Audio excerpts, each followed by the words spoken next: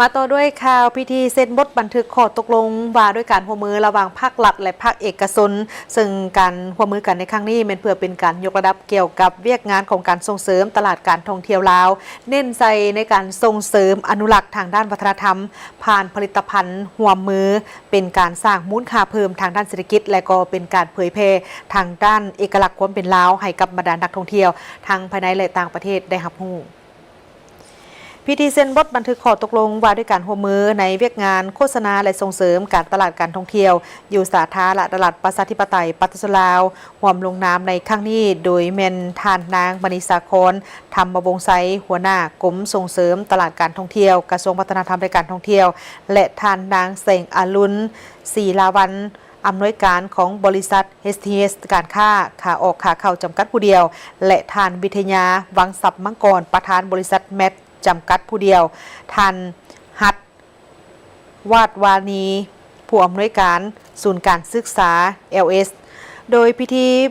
เซ็นบทบันทึกข้อตกลงดังกล่าวนี้แม่นว่าด้วยการร่วมมือระหว่างภาครัฐและภาคเอกชนในครั้งนี้แม่นเพื่อเป็นการยกระดับเกี่ยวกับเรื่องงานของการส่งเสริมตลาดการท่องเที่ยวลาวโดยเน้นใส่เอกลักษณ์ทางด้านวัฒนธรรมผ่านบรรดาผลิตภัณฑ์ร่วมมือกับทางบริษัท STSการค้าขาออกขาเข้าจำกัดผู้เดียวในการพัฒนาและผลิตภัณฑ์เครื่องทีละนึก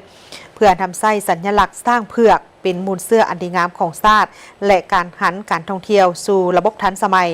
ที่ได้ร่วมมือกันกับทางบริษัทแมทจำกัดผู้เดียวเพื่อการพัฒนาแพลตฟอร์มดิจิตอลรวมไปถึงเว็บไซต์ migura.com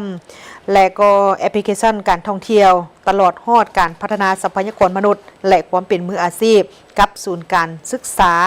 LS ซึ่งในการเซ็นบทบันทึกครั้งนี้ก็เพื่อเป็นการยกระดับความรู้ทางด้านความสามารถให้แก่ด้านวิชาการโดยเฉพาะก็เป็นภาษาต่างประเทศรวมไปถึงตลาดการท่องเที่ยวให้แก่บรรดาพนักงานในแขนงการท่องเที่ยวลงนามในครั้งนี้แม่นเป็นการยกระดับเวียกงานส่งเสริมตลาดการท่องเที่ยวของลาวและก็เป็นการสร้างมูลค่าเพิ่มทางเศรษฐกิจทั้งเป็นการเผยแพร่เอกลักษณ์ของความเป็นลาวให้แก่บรรดานักท่องเที่ยวทั้งภายในและต่างประเทศได้รับรู้ข้อมูลและวัฒนธรรมของลาวอย่างกว้างขวางการร่วมมือนี้จะช่วยอำนวยความสะดวกทางด้านข้อมูลข่าวสารให้แก่บรรดานักท่องเที่ยวสามารถทำพูดและก็เข้าถึงการท่องเที่ยวลาวได้อย่างว่องไวถูกต้องและทันกับสภาพการเป็นการสร้างช่องทางให้กับบรรดาผู้ประกอบการธุรกิจการท่องเที่ยวลาวให้สามารถในการโฆษณาการบริการของตนแบบบ่เสียค่าใช้จ่ายพร้อมทั้งช่วยปรับปรุงเนื้อในสื่อโฆษณาการท่องเที่ยวของลาวให้มีความดึงดูดใจมีเนื้อในที่เลิกซึ้งและมีมาตรฐานในระดับสากลตึมอีก